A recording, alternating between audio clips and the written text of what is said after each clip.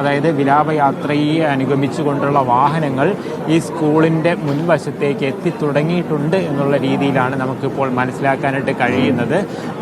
അതായത് വാഹനങ്ങൾ മുൻവശത്തെ വാഹനം, അതായത് നിരവധിയായിട്ടുള്ള വാഹനങ്ങൾ വരുന്നു. അതിൻ്റെ അകമ്പടി ആയിട്ടുള്ള വാഹനങ്ങൾ ഓരോന്നായി എത്തിത്തുടങ്ങി എന്നുള്ള കാര്യമാണ് നമുക്കിപ്പോൾ മനസ്സിലാക്കാൻ കഴിയുന്നത്. അതിന് വേണ്ടുന്ന ഒരു ക്രമീകരണങ്ങൾ ഈ DSPയുടെ നേതൃത്വത്തിൽ വാഹനമകത്തേക്ക് കടത്തി വിടുകയാണെന്നെങ്കിൽ അതിന് വേണ്ടുന്ന ക്രമീകരണങ്ങൾ ഇല്ല എന്നുണ്ടെങ്കിൽ മൊബൈൽ മോർച്ചറിയകത്തേക്ക് എടുത്തുകൊണ്ട് പ്രത്യേകം ക്രമീകരിച്ചിരിക്കുന്ന ഈ പന്തലിൽ വയ്ക്കാനുള്ള ക്രമീകരണങ്ങളെല്ലാം തന്നെ ഇപ്പോൾ തുടങ്ങുകയും ചെയ്തിട്ടുണ്ട്. ഇത്തരത്തിൽ പോവുകയാണെന്നുണ്ടെങ്കിൽ ഒരു 2 മണിക്കൂറോളമെങ്കിലും ഏറ്റവും കുറഞ്ഞത് എടുക്കുമെന്നുള്ള പ്രതീക്ഷയിൽ തന്നെയാണുള്ളത്. കാരണം ഈ അടുത്ത വീടുകളിലുള്ള അല്ലെങ്കിൽ അടുത്ത ബന്ധുക്കളൊക്കെ മാത്രമാണ് വീട്ടിലേക്ക് ഉള്ളത്.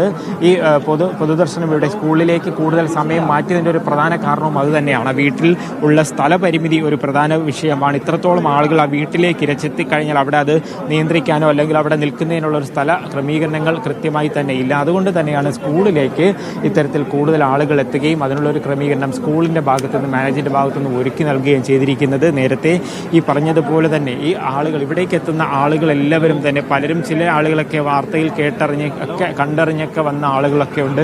അവരെല്ലാം പറയുന്നത് അവരെല്ലാം വിഷമത്തോടെ കാണുന്നത്, അതായത് അവരുടെയൊക്കെ ഈ സ്ഥലത്തുള്ള ആളുകൾ തന്നെയാണെങ്കിൽ പോലും അടുത്തവർ സംസാരിച്ചിട്ടില്ല എന്നൊക്കെയുള്ള ഒരിതുണ്ടെങ്കിൽ പോലും ഈ മകൻ ചിരിച്ചുകൊണ്ട് അതുവഴിയൊക്കെ പോകുന്നവർ കാണുന്ന ആളുകളാണ്.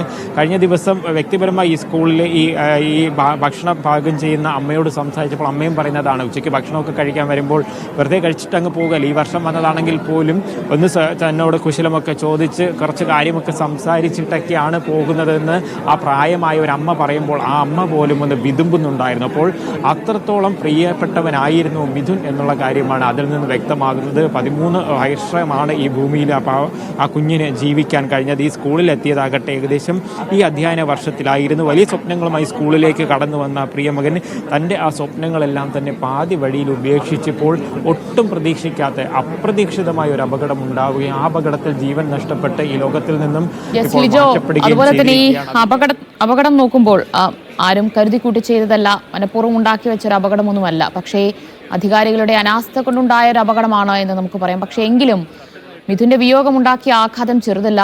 പ്രധാന അധ്യാപിക സസ്പെൻഷൻ, പക്ഷേ അവർ ഇപ്പോഴും ആശുപത്രിയിലാണ്.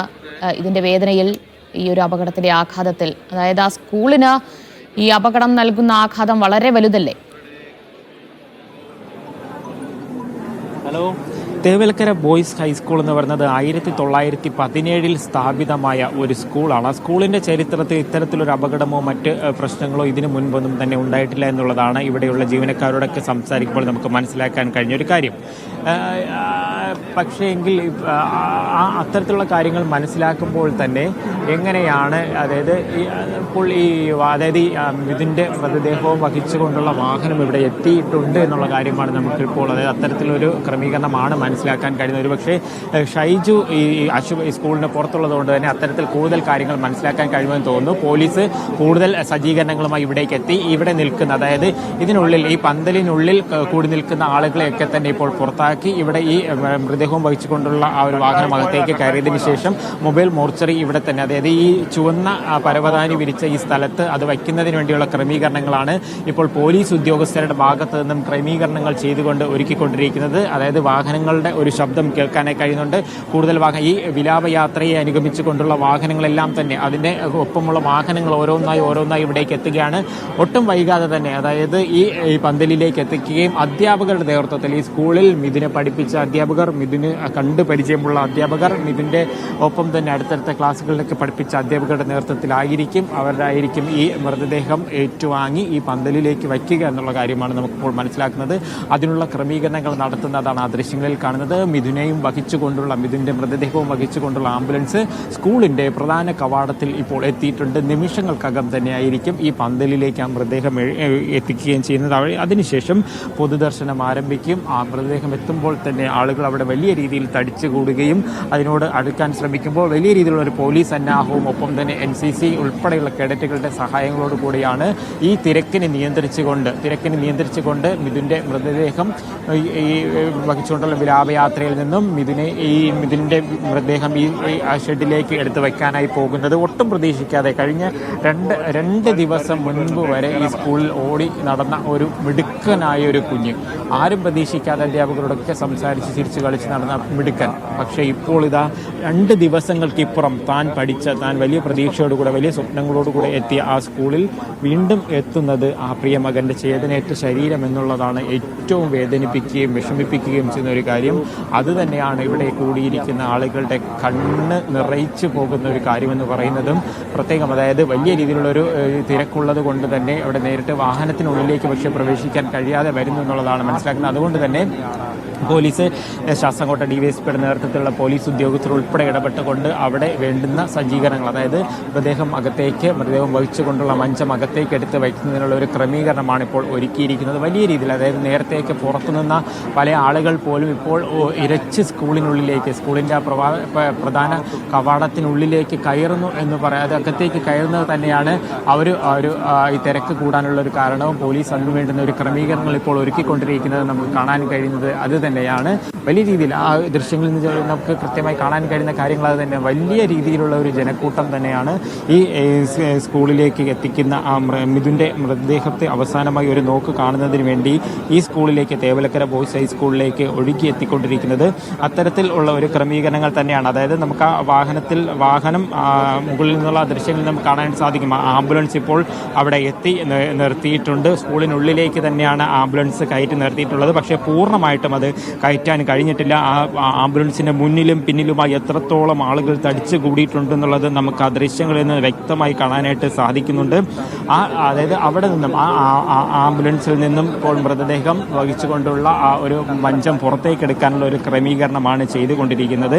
അത് വളരെ വേഗം തന്നെ പൂർത്തിയാക്കണമെന്നുണ്ടെങ്കിൽ പരമാവധി ഈ ഇവിടെ തടിച്ചു കൂടിയിരിക്കുന്ന ആളുകളുടെയൊക്കെ ഒരു സഹകരണം ഉണ്ടായാൽ മാത്രമേ കഴിയുകയുള്ളൂ. നമ്മളിപ്പോൾ ആ ദൃശ്യങ്ങളിൽ കാണുന്നത് പോലെ മിഥുൻ്റെ 13 വയസ്സുകാരനായ മിഥുൻ്റെ സ്കൂളിൽ വെച്ച് ഷോക്കേറ്റ് അപകടത്തിൽ മരിച്ച മിഥുൻ്റെ മൃതദേഹവും വഹിച്ചുകൊണ്ടുള്ള മഞ്ചം ഇപ്പോൾ ഇത് പ്രത്യേകമായി തയ്യാറാക്കിയിരിക്കുന്ന ആ ഒരു പന്തലിലേക്ക് എത്തിച്ചുകൊണ്ടിരിക്കുകയാണ്. സ്കൂൾ ജീവനക്കാർ ഉൾപ്പെടെയുള്ളവർ ചേർന്നാണ് ആ മഞ്ചം ഏറ്റുവാങ്ങിക്കൊണ്ട് ഇപ്പോൾ ഈ പ്രത്യേകം തയ്യാറാക്കിയ പന്തലിനുള്ളിലേക്ക് എത്തിക്കുന്നത്. ഇവിടെ തന്നെ ഇപ്പോൾ 100 കണക്കിന്, ഈ ഒരു പന്തൽ ചെറുതാണെങ്കിൽ പോലും അവിടേക്ക് തന്നെ 100 കണക്കിന് ആളുകളാണ് ഇപ്പോൾ എത്തിയിരിക്കുന്നത്.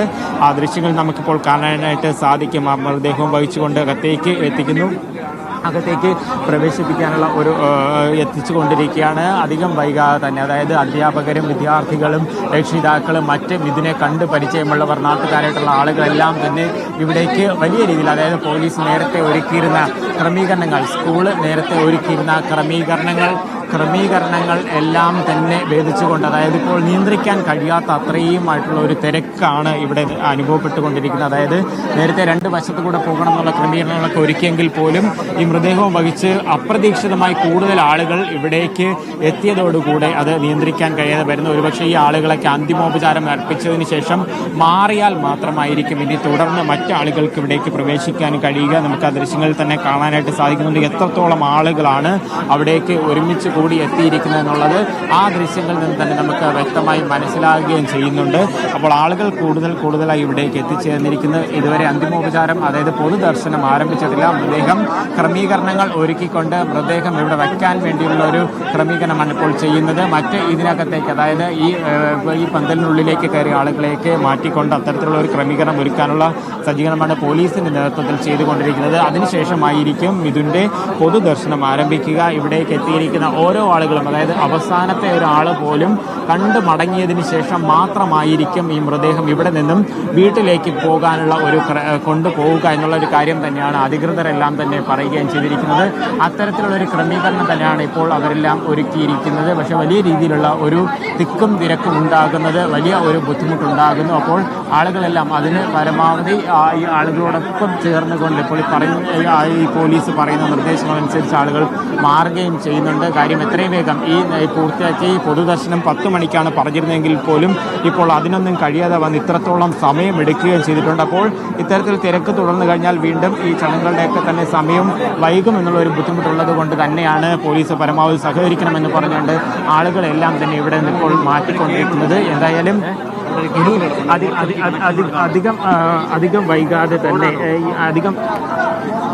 അധികം വൈകാതെ തന്നെ ഇവിടെ മറ്റ് ക്രമീകരണങ്ങൾ, അതായത് ഈ മൊബൈൽ മോർച്ചറിയിലാണ് പ്രിയ മകൻ്റെ മൃതദേഹം പ്രിയ മകൻ്റെ മൃതദേഹം ഇവിടെ ഈ പൊതുദർശനം ആരംഭിക്കും. അപ്പോൾ അത്തരത്തിലുള്ള ഒരു ക്രമീകരണങ്ങൾ തന്നെയാണ് ഒരുക്കിയിരിക്കുന്നത്. നേരത്തെ തന്നെ ഇവിടെ ആ ഒരു ക്രമീകരണം ഒരുക്കിയിരുന്നെങ്കിൽ പോലും വളരെ പെട്ടെന്ന് വലിയ രീതിയിലുള്ള ഒരു തിരക്കും ഉണ്ടായത് തന്നെയാണ് ഈ നിയന്ത്രണങ്ങളെല്ലാം ഭേദിച്ചുകൊണ്ട് ഇത്തരത്തിലൊരു ബുദ്ധിമുട്ടുണ്ടാകാനായിട്ടുള്ള ഒരു കാരണമെന്ന് പറയുന്നത്.